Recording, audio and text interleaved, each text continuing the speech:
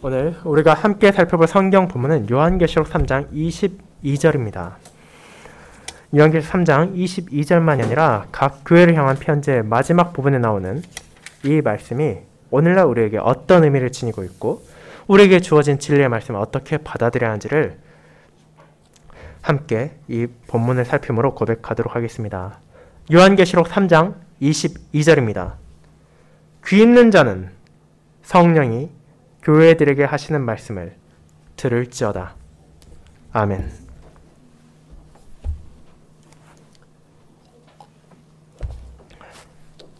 설교에는 찬송 39장 1절, 2절, 3절을 이어서 부르도록 하겠습니다. 사랑하는 주 예수 그리스도 안에 있는 형제 자매님들, 여러분은 아마도 제가 여러 가지 통계를 말하지 않는다 하더라도 우리나라에서 종교를 가지지 않은 사람이 점점 늘어나고 있다는 것을 체감하고 있을지도 모릅니다. 특별히 어린 자녀들이라면 그것을 더더욱 쉽게 느낄 수 있을지도 모릅니다.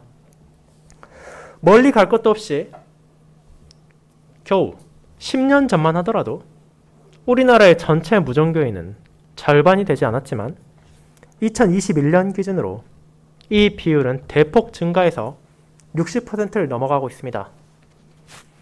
기독교만이 아니라 천주교, 불교, 기타 다른 종교들 다 포함해도 특정한 믿음을 가진 사람들보다 그렇지 않은 사람들이 더 많다는 것입니다.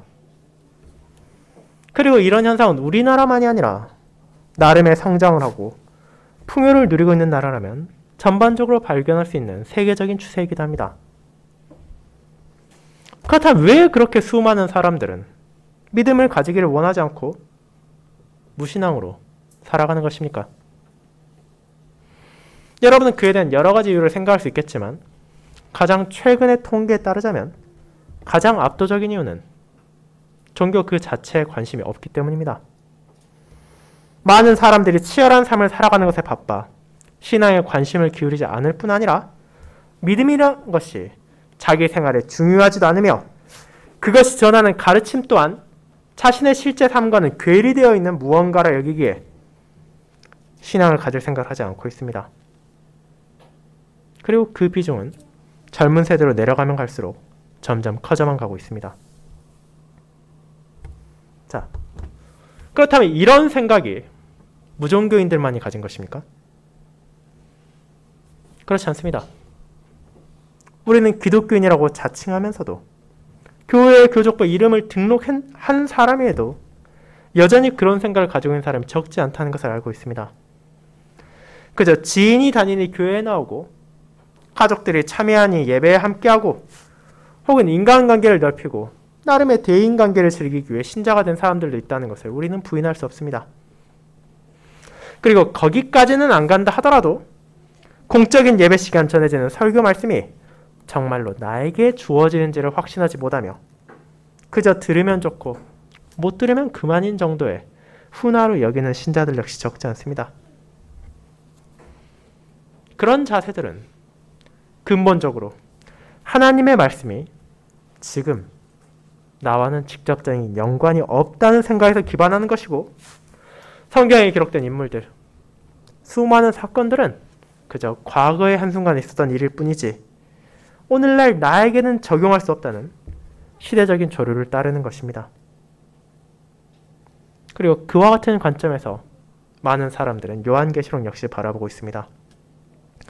특별히 소아시아 7교회를 향한 말씀을 바라보면서 교회의 머리신 그리스도께서 그들을 향해 말하실 뿐 아니라 지금 나에게도 권면과 격려와 약속을 전해주신다는 것을 읽고 듣고 보면서도 여전히 나와는 상관없다는 자세를 가지기까지 합니다. 그러나 우리가 교회들을 향한 이 서신을 바라볼 때 결코 잊지 말아야 하는 것은 우리가 읽고 들은 그리스도의 말씀이 그들만을 위한 것이 아니라 그 가운데 기록된 모든 것들이 바로 저와 여러분에게도 주어진 은혜의 복음이라는 점입니다. 이는 이 땅에서 살아가는 동안 세상의 죄악과 맞서 싸우는 모든 신자들의 삶에서 결코 떼어놓을 수 없는 격려를 담고 있으며 그런 힘겨운 투쟁 가운데서도 흔들리지 않고 그리스도를 바라볼 수 있는 약속이 포함되어 있습니다. 그렇게 우리 역시 교회를 향한 그리스도의 말씀을 통해 자신의 죄악을 돌이키고 주님의 은혜를 깨달을 뿐 아니라 그런 주님께서 약속하신 미래에 대한 확신 가운데 이 땅에서 그분의 말씀을 지키며 살아갈 수 있음을 고백하게 됩니다. 저는 소아시아 7교회에 전해진 서신이 담고 있는 이와 같은 아름다운 은혜의 말씀을 우리에게 전해진 그리스도의 말씀이라는 제목으로 설교하고자 합니다. 그리고 이를 두 부분으로 나누어 요한계시록 2장과 3장에서 전해지는 격려와 약속들을 정리하고 이를 통해 우리가 함께 주님의 말씀을 마음에 새기고 이를 지켜가며 살아갈 수 있기를 바랍니다. 첫 번째, 역경을 마주한 신자를 격려하시는 말씀과 두 번째, 인내하는 성도에게 주어진 약속의 말씀이 바로 그것들입니다. 먼저 첫 번째, 역경을 마주한 신자를 격려하시는 말씀을 살펴보도록 하겠습니다. 형제자매 여러분, 저와 여러분은 지난 몇 주간에 걸쳐 사대교회와 빌라델비아 교회 그리고 라오디게 교회에 주어진 서신들을 살펴보았습니다. 그리고 여러분들이 기억을 조금 더 되돌리신다면 지난해 이맘때쯤 에베소와 서머나, 버가모와 두아디라 교회를 향한 요한계시록 2장의 말씀도 나누었음을 기억하실 것입니다. 이 말씀들을 통해 우리가 전해들은 것은 1세기 초대교회를 향한 점점 더 거세지는 박해와 계속되는 이단의 공격 속에서도 믿음을 붙잡고 주님만을 의지하던 이들을 향한 하나님의 격려이자 권면이었고 또한 그들에게 확신을 주시는 약속이었습니다. 그러나 이 말씀을 읽고 들을 때 우리의 마음속에 그것이 새겨지지 않을 수도 있다는 점을 우리는 인정해야 합니다. 비록 그들을 향해 주어진 그리스도의 말씀이 진리라는 것을 알면서도 여전히 완악하고 어리석은 우리의 죄성은 그들과 우리는 동일하지 않다고 말하며 어떻게 2000년의 세월이 지났는데 과거의 특정한 교회를 향한 말씀을 나에게도 주어졌다고 받을 수 있겠냐고 반문하기도 합니다. 결국 그들은 그들이고 우리는 우리라는 생각에 사로잡혀 하나님의 말씀이 이 시대를 살고 있는 신자들에게 관계가 없다는 생각에 빠지기까지 합니다. 분명 그 말씀 가운데 꾸짖음이 있고 격려가 있을 뿐 아니라 성도를 향한 소망까지도 주어지기에 복음이라는 것을 인정하면서도 정작 그것을 자신의 마음엔 새기지 못하고 나에게 주어진 말씀이라는 사실을 외면하는 것입니다. 그렇게 우리는 1차적으로 이 말씀을 받은 교회들을 일종의 완충지대로 두어 나에게 주어진 소명은 외면하며 나를 향한 권면을 피하고자 하기까지 합니다. 만약 여러분 안에 그런 생각이 조금이라도 떠올랐다면 우리에게 잘 알려진 본문 중 하나인 히브리서 4장 12절을 기억하시기 바랍니다. 하나님의 말씀은 살아있고 활력이 있어 좌우의 날선 어떤 검보다도 예리하여 혼과 영과 및 관절과 골수를 찔러 쪼개기까지 하며 또 마음의 생각과 뜻을 판단하나니 이 말씀은 아무리 시대가 지나고 세상이 변한 것처럼 보인다 하더라도 하나님의 말씀은 여전히 우리에게 필요한 것이며 그 안에 담긴 진리의 가치가 변하지 않는다는 것을 보여줍니다. 그뿐 아니라 7교회를 향한 서신에 앞서 나오는 우리가 오늘 먼저 읽었던 요한계시록 1장의 시작 부분도 기억하도록 합시다. 사도 요한은 자신의 스승이자 교회의 머리신 그리스도로부터 계시를 받았습니다. 그것들은 일어날 일들에 대한 계시이자 그분의 지체인 교회와 성도들에게 필요한 진리의 말씀입니다. 그는 신실하게 자신에게 주어진 계시를 기록했고 또 이를 증거했습니다. 자, 그런 1장의 4절을 통해 우리가 무엇을 알게 됩니까? 그 계시를 가장 먼저 받을 대상은 아시아에 있는 7교회라는 것을 보게 됩니다. 하나님께서는 역경을 마주한 그들을 버리지 않으시고 그들을 격려하시고 위로하셨습니다. 하지만 이 4절만을 바라보며 역시 이 말씀은 그들을 위한 것이구나 라고 생각하며 오해를 해서는 안 됩니다. 요한계시록 서두, 특별히 1장의 4절에 앞선 3절은 무엇이라 말하고 있습니까? 이 예언의 말씀을 읽는 자와 듣는 자와 그 가운데 기록한 것을 지키는 자는 복이 있나니 때가 가까움이라. 우리는 계시록의 다른 모든 말씀을 읽을 때 이 서두에 기록된 구절을 기억하고 그에 따라 살펴봐야 합니다. 요한의 시대, 이 서신이 처음으로 작성될 때 많은 사람들은 글을 읽지 못했기에 말씀을 읽을 수 있는 사람은 소수에 불과했고 대다수의 성도들은 진리를 들음으로 받아들였습니다. 이를 위해 회중들 앞에서 사도들이나 교사가 성경을 읽고 거기에 나타난 진리의 의미를 풀어서 설명해 주었습니다. 자, 그런데 이 말씀을 읽고 듣는 것에 멈춰선 안 된다는 것을 우리는 3절의 후반부에서 보게 됩니다. 주님께서는 요한을 통해 전해진 서신의 내용을 접한 자들에게 그것을 지켜야 한다고 명하셨기 때문입니다. 전해진 진리를 그저 머릿속에 있는 지식이 하나로 끝내는 것이 아니라 그 안에 담겨진 위로를 누리고 풍성한 은혜를 경험하며 주어진 소명을 자신의 삶 가운데 실제로 실천하며 순종하는 것이 요구되고 있습니다. 그렇다면 이제 다시 한번 돌아보도록 합시다. 지금 이 말씀이 그 7교회에 전해졌습니까? 그렇습니다. 하지만 그 7교회에만 주어졌냐고 말한다면 그것은 옳지 않은 것입니다. 각 교회를 향한 편지들은 서로에게도 주어졌고 하나님의 은혜 가운데 그것들은 보존되어 21세기 오늘을 사는 저와 여러분에게도 주어졌습니다. 우리는 이 말씀을 읽게 되었습니다. 우리는 이 말씀을 듣게 되었습니다. 그렇다면 이제 우리에게 요구되는 것은 무엇입니까? 그저 듣고 읽은 것에 만족하며 나와는 관계가 없다는 생각을 하는 것이 아니라 이 말씀이 진정으로 우리에게 복을 주기 위해 베풀어진 하나님의 은혜라는 것을 기억하고 이 말씀을 통해 역경 가운데 인내하는 우리에게 주어진 격려를 받아들이고 이 말씀을 통해 연약과 완악 가운데 우리가 보인 잘못을 꾸짖으시는 그리스도의 권면을 받아들이며 이 말씀을 통해 주어진 값없이 주어진 영광스러운 미래에 대한 소망을 확신하며 붙잡는 것입니다. 이를 위해 하나님께서는 저와 여러분에게도 이 말씀을 읽게 하시고 듣게 하셨습니다. 그렇다면 요한계시록 2장과 3장의 내용을 정리하며 어떤 방식으로 이것이 저와 여러분들을 향해 그리고 온 시대의 교회를 향해 주어진 진리의 말씀인지를 떠올려 보도록 합시다. 먼저 우리가 계시록의 말씀을 읽을 때 깨달을 수 있는 것은 하나님께서 진정으로 그분의 백성들을, 그분의 교회들을 살피고 돌보신다는 점입니다. 그분께서는 자신의 교회에 관심을 기울이지 않고 사랑을 베풀지 않으며 살피지도 않는 악한 주인이 아니십니다.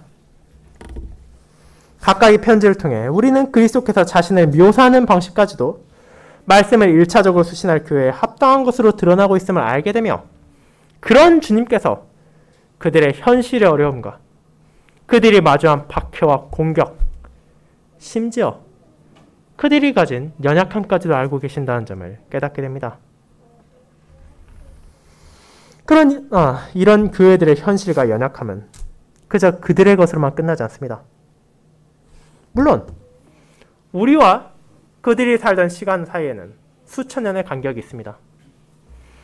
그들이 살고 있던 소아시아의 지역의 로마의 문화와 우리가 살고 있는 대한민국의 문화는 완전히 다릅니다. 에베소와 서머나, 버가모, 두아디라, 사데, 빌라델비아, 라오디게아라는 각각의 도시들은 고유한 특성들을 지니고 있었으며 이는 오늘날 광주와 전남 지역이 가진 특징과도 현저한 차이를 보일 것입니다. 이처럼 많은 차이들이 있는데 어떻게 우리는 그들에게 주어진 말씀이 우리에게도 주어졌다고 확신할 수 있습니까? 우리가 나와 그들 사이에 다름을 찾고자 한다면 수없이 많은 것들을 발견할 수 있을 것입니다. 하지만 동시에 그 모든 차이가 가릴 수 없는 동일한 본질이 그들과 우리 사이에 있습니다. 모든 성도들은 하나님의 구속 역사 가운데 그리스도의 공로로 그분의 지체가 되고 하나님의 자녀가 되었습니다. 그리스도의 날이 오기 전까지 교회를 향한 마귀의 공격은 끊이질 않고 있으며 비록 방식이 변화하고 사용하는 수단이 달라진다 하더라도 그 공격의 목적은 과거나 지금이나 미래나 계속해서 동일합니다.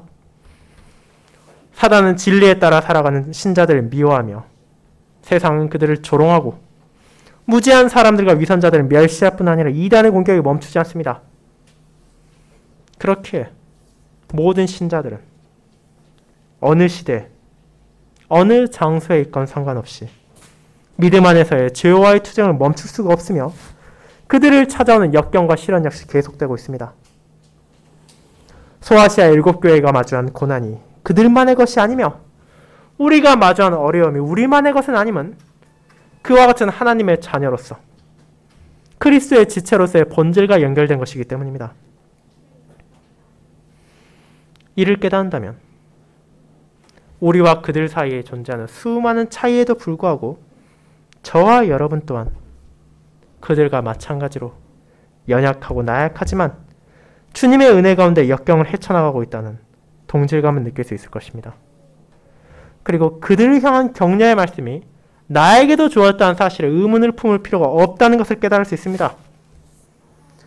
우리가 7교회들의 현실 가운데 바라보는 수많은 것들은 바로 오늘날까지도 계속해서 이어지고 있는 교회의 현실이기 때문입니다. 당시 교회를 공격했던 니골라당과 자칭 유대인들, 발람의 교훈을 따르는 자들과 자칭 선지자들이 오늘날에는 완전히 사라져서 더 이상 신자의 유혹이 되지 않습니까? 그렇지 않습니다. 그들의 이름이 바뀌고 그들의 방식은 바뀔지언정 더욱 교묘하고 악랄하게 교회를 공격하고 있습니다. 7교회가 마주했던 박해와 차별이 오늘날엔 더 이상 존재하지 않습니까? 그렇지 않습니다. 지금 이 땅에도 교회를 향한 수많은 모욕과 조롱이 계속되고 있으며 믿음에 따라 살아가는 자들에게 주어지는 불이익은 다양한 방식으로 커져가고 있습니다. 이 모든 것들을 인식한다면 우리는 더 이상 소아시아의 교회들이 마주했던 역경들이 그들만의 것이지 우리와는 관계없다고 말할 수 없을 것입니다. 그뿐입니까? 하나님께서 주시는 진리를 왜곡하는 자들, 자신들만이 참된 지혜를 알고 있다는 자들, 세상과 적당히 타협하고 살아가는 것이 좋다고 주장한 자들은 우리 주변에서도 얼마든지 찾을 수 있습니다. 우리에게 주어진 성경이 하나님의 말씀이며 거룩하고 신적인 말씀으로 우리에게 필요한 그 이상으로 그분을 드러낸다는 사실을 부인하는 이들도 있습니다. 성경 또한 사람의 저작물 가운데 하나이기에 우리에게 좋은 것들만 취하고 불편한 것들은 받을 필요가 없다는 합리적인 생각을 하는 사람들 역시 적지 않습니다. 그런 반면에 자신들만이 진정한 지혜와 진리를 알고 있다 주장하는 현대판 영재주의자들, 신비주의자들 역시 교회와 신자를 위협하고 있습니다. 공적인 강단에서 선포되는 말씀이 아니라 특정한 의식이나 경험을 통해서만 구원의 진리를 체험할 수 있다는 유혹은 오늘날도 여전히 많은 성도들을 생명의 길에서 떠나게 합니다. 그리고 세상과 타협하며 살아가는 것이 뭐가 나쁘냐며 적당히 쾌락도 누리고 육체의 정욕도 즐기며 좋게 살아가자는 문화는 교회 안에 조용히 스며들어와 믿음의 근간을 흔들고 있습니다. 그뿐 아니라 과학과 이성의 이름으로 종교를 부인하고 세상을 창조하시고 보존하시는 하나님의 능력을 거부한 이들은 이제 세상의 주류가 되어 자신들의 주장을 마음껏 펼치고 있습니다. 이와 같은 현실이 과거나 지금이나 변하지 않고 교회에 찾아오고 있습니다. 그렇다면 그런 역경을 마주하는 우리 자신은 어떻습니까? 우리가 요한계시록의 서신들을 바라볼 때 균형을 잃은 에베소의 성도들, 니골라당의 가르침에 흔들린 버가모의 신자들, 자칭 선지자를 용납했던 두아디라 교회, 이 땅의 현실에 만족하고 진리를 망각했던 사대와 차지도 뜨겁지도 않았던 라오디게의 성도들을 바라보며 어떻게 하나님의 은혜로 진리의 말씀을 받은 자들이 처토록 연약하고 완악한 모습을 보일 수 있었는지 물음표를 띄울 수도 있습니다. 그러나 이런 생각 역시 그들과 우리가 다르다는 여러분의 생각을 기반으로 하고 있다는 것이기에 떠올릴 수 있는 것이며 자신의 현실과 상태를 바르게 인식하기를 회피하는 것입니다. 오늘날의 성도들 역시 에베소의 형제 자매들과 마찬가지로 균형을 잡는 데 어려움을 겪습니다. 하나님의 공의에만 집중한 나머지 그분의 사랑을 망각함으로 평안을 얻지 못하는 신자들이 있으며 하나님의 사랑에만 마음을 쓴 결과 그분의 공의로움을 바라보지 못하는 성도들도 허다합니다. 이단과 거짓 교사의 유혹은 과거의 교회만이 아니라 오늘날에도 끊임없이 이어지고 있으며 이를 통한 마귀의 성기를 흔들리는 신자들은 과거에도 있었고 지금도 있으며 앞으로도 존재할 것입니다. 그리고 세상이 물질적으로 풍요로워지면 풍요로워질수록 그런 현실에 적당히 안주하고 살아가자는 생각은 더욱더 강하게 교회와 성도들을 붙잡을 것입니다. 이와 같은 우리의 현실 그리고 우리의 연약함을 진정 바르게 마주하고도 이 서신을 통해 주어진 말씀이 나를 향한 것이 아니라고 말할 수 있겠습니까? 그 누구도 자신 있게 그렇다라고 말할 수 없을 것입니다. 왜냐하면 우리를 찾아온 역경의 방식이 변화한다더라도 그 배후에 있는 것은 하나님을 미워하고 교회를 무너뜨리려는 마귀의 손길이고 그런 고난을 마주한 우리 자신은 과거나 지금이나 동일하게 자신의 힘과 자신의 능력만으로는 단 한순간도 이런 유혹과 공격에 맞서 서 있을 수조차 없는 연약한 존재이기 때문입니다. 사랑하는 형제자매 여러분, 그렇게 이 요한계시록에 등장하는 교회를 향한 서신은 결코 남의 이야기가 아닙니다. 이는 소아시아의 7교회에 1차적으로 전해졌지만 저와 여러분에게도 전해진 진리의 말씀입니다. 그리고 이 말씀을 통해 우리는 격려와 위로를 받습니다. 그것이 어떻게 여러분에게 주어졌습니까? 이 서신의 내용을 잘 살펴보시기 바랍니다. 주님께서는 자신의 교회가 마주한 상황을 결코 외면하지 않으십니다. 그분께서는 우리 각자의 연약함을 알고 계시며 그런 부족한 우리가 어떤 고난을 경험한지도 알고 계십니다. 십자가에서 영원한 승리를 선포하신 주님께서는 이제 그분의 날 승리의 빛이 온 천하를 뒤덮고 마귀와 그의 추종자들이 영원한 멸망을 마주할 때까지 이 땅에서 역경을 마주하는 교회를 향해 격려와 위로를 줍니다. 그리고 그것은 바로 그분께서 저와 여러분을 알고 계시며 우리를 세심하게 돌보실 뿐 아니라 결코 버리지 않으신다는 것입니다.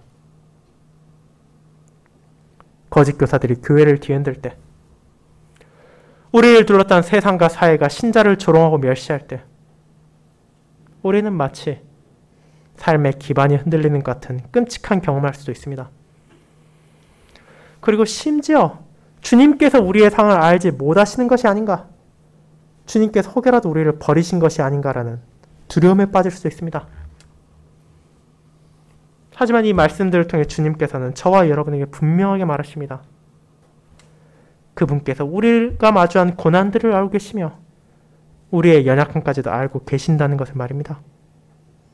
그리고 그런 상황을 이겨나갈 수 있는 유일한 길이 오직 주어진 진리의 말씀에 따라 살아가는 것임을 전해주십니다. 그리고 이 가르침은 요한계시록에서만 나타난 것이 아닙니다. 누가복음 11장에서 주님께서 가르치신 진리에 감탄한 한 여자가 당신을 뵌 태와 당신을 먹인 젖이 복이 있나이다라고 소리쳤을 때 그분께서는 진정 복이 있는 자가 누구인지를 선언하십니다. 오히려 하나님의 말씀을 듣고 지키는 자가 복이 있느니라. 누가복음 11장 28절입니다. 하나님의 말씀을 듣고 그 말씀을 지키는 자가 복이 있습니다. 그들은 자신들에게 주어진 격려와 위로가 결코 사라지지 않는다는 것을 확신하게 됩니다. 우리가 앞서 부른 시편 11편에서 악인의 공격과 세상의 박해로 말미암아 터가 흔들린다고 느꼈던 다윗이 주님의 위로 안에서 힘을 받았던 것처럼 우리 역시 교회의 머리신 그리스도의 말씀을 통해 진리를 붙잡고 힘을 얻게 됩니다. 그렇게 귀 있는 자는 성령이 교회들에게 하시는 말씀을 들을지어다라는 7서신에 나오는 마지막 명령들은 신자들에게 있어 무거운 짐이 아니라 오히려 그런 짐을 가볍게 해주고 이 땅에서 나아갈 길을 방황하지 않고 인도해주는 선한 목자이신 주님의 은혜입니다. 이 말씀이 우리에게 주어졌다는 것을 바르게 깨달을 때 우리는 이 은혜 가운데 격려와 위로를 풍성히 누릴 수 있으며 진정 그분께서 전하신 것에 따라 복을 누리며 살아갈 수 있습니다. 그리고 그 말씀 가운데 우리에게 주어진 것이 공허한 말이 아니라 미래에 대한 확실한 약속까지도 존재한다는 것을 우리는 알게 됩니다. 이것이 두 번째, 인내하는 성도에게 주어진 약속의 말씀입니다.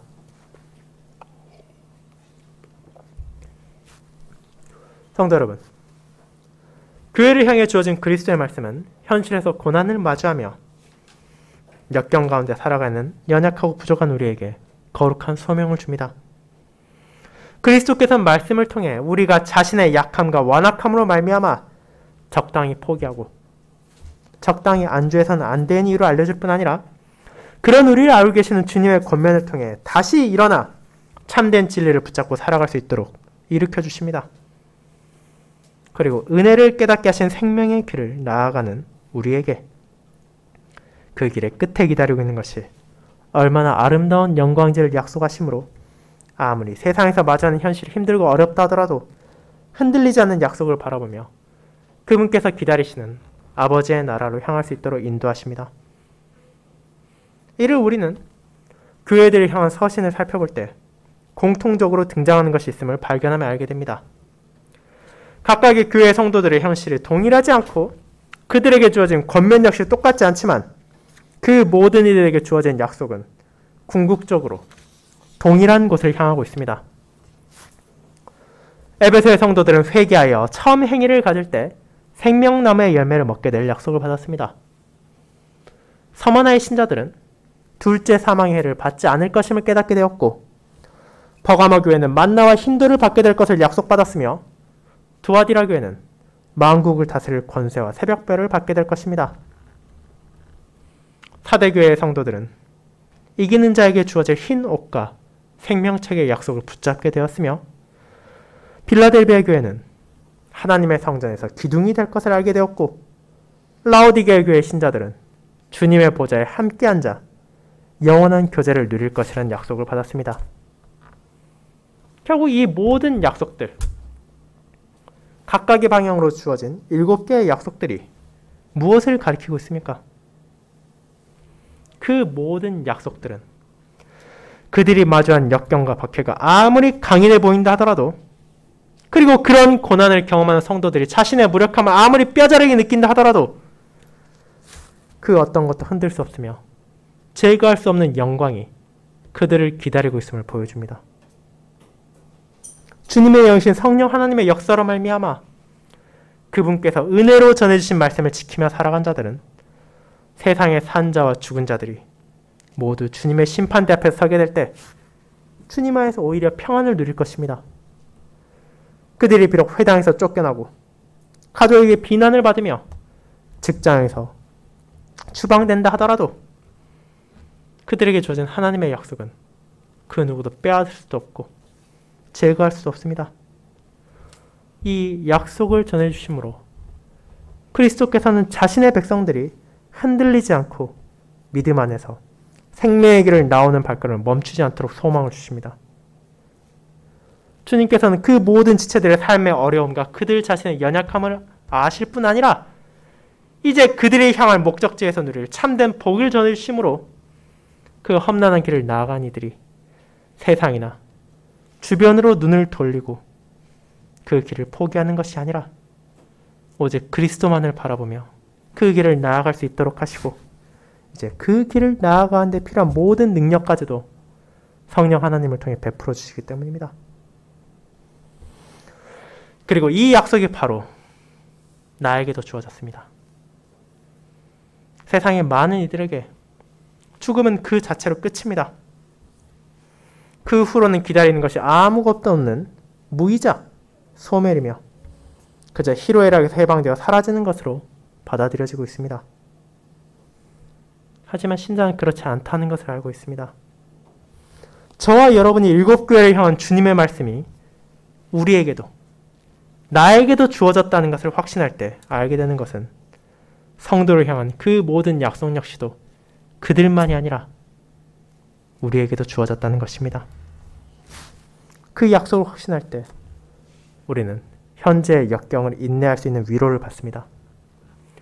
우리의 어떤 대적이라 하더라도 감히 바꿀 수도 빼앗을 수도 없는 하나님의 영광을 우리는 바라보게 되며 그분의 권능의 지엄함과 무한함을 다시 인식함으로 비록 고난과 박해를 마주할 때라 하더라도 그 역시 그분께서 선하게 인도하신다는 것임을 확신할 수 있게 됩니다. 그리고 그와 같은 확신이 있을 때에야 우리는 비로소 평안을 누릴 수 있습니다.